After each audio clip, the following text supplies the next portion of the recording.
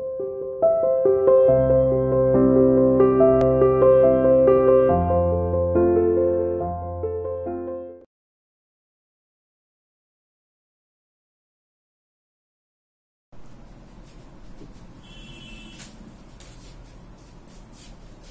students, how are you? I hope you are fine. I am your SS teacher. We are doing chapter number 1 of history of class 6th. Students, I have explained this chapter completely. Today I will explain question answers. Let us see these question answers. Question number 1. List one major difference between manuscript and inscriptions. Manuscript पांडुलिपि या हस्तलिपि और अभिलेख, इन दोनों में क्या अंतर है? Answer, manuscripts were written on palm leaf और on bark of birch tree. जो हस्तलिखित हैं, जो हाथ से लिखी गई किताबें हैं, जिनको पांडुलिपि बोलते हैं, वो पाम लीफ पर लिखी गई हैं, क्योंकि जो पाम ट्री है उसके लीव्स बहुत बड़े बड़े होते हैं, तो पुराने समय में बुक्स उनके ऊपर लिखी जाती थी। या जो बर्च ट्री है, एक भुर्ज ट्री है जो कि हिमालय माउंटेन के रीजन में पाया जाता है, तो उसकी छाल के ऊपर ये किताबें लिखी गई। Point 2, inscriptions were written on hard surfaces such as stone और मेटल। इंस्क्रिप्शंस मीन्स अभिलेख। अभिलेख हार्ड सरफेस पे, कठोर सतह पर लिखे गए थे, जैसे कि स्टोन है या मेटल है। जो भी स्टोन थे या मेटल्स थी, उनके ऊपर राजा अपने आदेश या जो भी उन्होंने लड़ाइयां लड़ी थी उसका विवरण, और जो भी उनके अच्छे काम होते थे उनको राजा स्टोन पर या मेटल पर खुदवाते थे। Question number 2, return to Rashida's question. हम रशीदा के क्वेश्चन पर वापस आते हैं। Can you think of some answers to it? क्या तुम उसके क्वेश्चन के बारे में कोई आंसर सोच सकते हो? आंसर, रशीदास क्वेश्चन, रशीदा का क्वेश्चन था, how could anyone know what had happened so many years ago? इतने सालों पहले, हजारों साल पहले क्या हुआ था, ये कोई कैसे जान सकता है? यस, हम जान सकते हैं। We can find out about past. हम पास्ट के बारे में जान सकते हैं with the help of manuscript. Manuscript की हेल्प से, जो पांडुलिपि हैं, जो पत्तों पर लिखी गई थी या बर्च ट्री की छाल पर लिखी गई थी, उनसे हम पास्ट के बारे में जान सकते हैं। इंस्क्रिप्शंस, अभिलेख, उन अभिलेखों के द्वारा हम पास्ट के बारे में जानते हैं। एंड आर्कियोलॉजी, और जो पुरातत्व विज्ञान है हमारा, उसके बारे में। जहां पर भी कोई सभ्यता के बारे में पता चलता है, पुराने समय के बारे में पता चलता है कि इस एरिया में लोग रहे होंगे 1000 साल पहले, 800 इयर्स पहले, तो उस स्थान की खुदाई करते हैं तो कुछ ना कुछ अवशेष निकलते हैं, तो उनसे पता चलता है कि उस समय में लोग कैसे रहते थे, वो क्या क्या यूज करते थे, बर्तनों को किस तरह के औजार यूज करते थे और किन किन स्थानों पर वो जाते थे।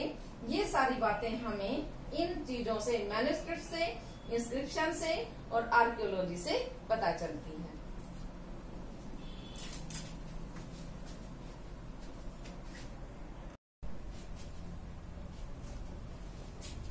Now see the question number 3. Make a list of all the objects that archaeologists may find. उन सभी ऑब्जेक्ट्स की लिस्ट बनाइए जो पुरातत्ववेत्ता खुदाई में पाते हैं।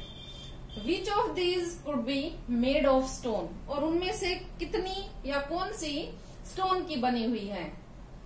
आंसर, आर्कियोलॉजिस्ट में फाइंड द फॉलोइंग थिंग्स।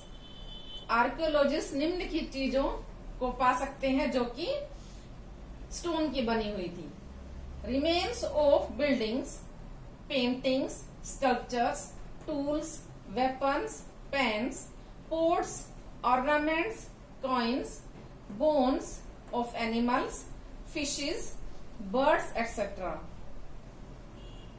जो आर्कियोलॉजिस्ट को जो चीजें मिली हैं, बहुत सारी चीजें मिली हैं खुदाई में, तो उनको जो मिला है वो है रिमेन्स ऑफ बिल्डिंग्स, बिल्डिंग्स के अवशेष, पेंटिंग्स, स्कल्पचर्स मूर्तियां, टूल्स औजार, वेपन्स हथियार, पेन्स जो बर्तन में यूज करते थे, पॉट्स मटके वगैरह, ऑर्नामेंट्स आभूषण, कोइंस सिक्के, बोन्स ऑफ एनिमल्स, एनिमल्स की बोन्स, फिशेज की बोन्स, बर्ड्स की बोन, ये सारी चीजें आर्कियोलॉजिस्ट को मिली हैं। अब हमें ये देखना है कि इनमें से कौन सी स्टोन की हो सकती हैं। इन दिस लिस्ट, इस लिस्ट में रिमेन्स ऑफ बिल्डिंग्स, बिल्डिंग्स के अवशेष, स्कल्पचर्स मूर्तियां, टूल्स औजार एंड वेपन्स और हथियार, ये सभी चीजें स्टोन की बनी हो सकती हैं जो उस समय के लोग यूज करते थे, क्योंकि सबसे पहले स्टोन से ही उन्होंने स्टोन को तराश कर ही अपना सारा काम किया कि उससे डिफरेंट चीजें बनाई और फिर अपना वो काम चलाते थे। Question number 4, why do you think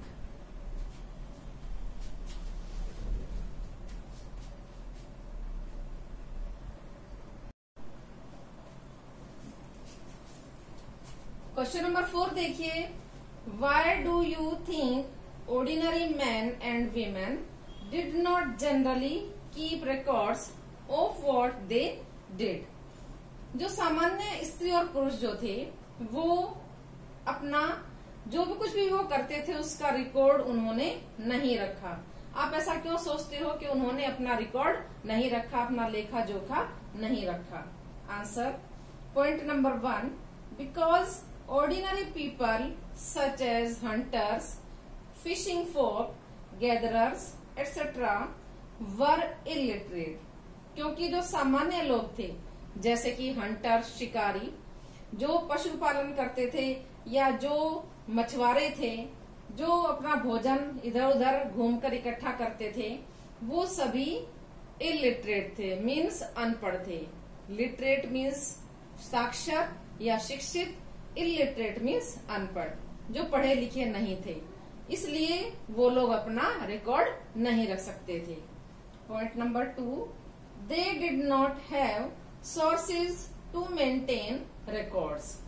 उनके पास रिकॉर्ड मेंटेन करने के लिए सोर्सेज नहीं थे, साधन नहीं थे या स्रोत नहीं थे, क्योंकि सामान्य लोग थे, वो कुछ ही वर्क करते थे, अपनी आजीविका के लिए जाते थे और अपने गिने चुने काम करते थे, और सबसे बड़ी बात यह है कि वो अनपढ़ थे, इसलिए उनको रिकॉर्ड रखना नहीं आता था। Point number 3, they remain busy in search of food and could not spare time to keep records of what they did. वो भोजन की तलाश में इधर उधर जाते थे और बिजी रहते थे, और उनके पास इतना टाइम नहीं था, वो इतना टाइम नहीं निकाल पाते थे कि जो कुछ भी वो करते थे उनको वो लिख सके या उनका वो रिकॉर्ड कर सके। अपनी बातों को किसी भी पत्थर पे या किसी भी मेटल पे वो लिख सके, इस तरह का उनके पास टाइम नहीं था, क्योंकि वो कभी भोजन की तलाश में इधर उधर जाते थे, कभी पानी की तलाश में, तो कभी आजीविका के लिए, कभी व्यापार करने के लिए इधर उधर जाते थे कुछ लोग जो सामान्य लोग थे, लेकिन वो अपना रिकॉर्ड नहीं रख सकते थे, क्योंकि फर्स्ट रीजन है कि वो इलिटरेट थे, दूसरा उनके पास साधन नहीं थे, थर्ड है कि वो अपने ही भोजन की तलाश में बहुत बिजी होते थे, इसलिए वो ज्यादा समय नहीं निकाल पाते थे।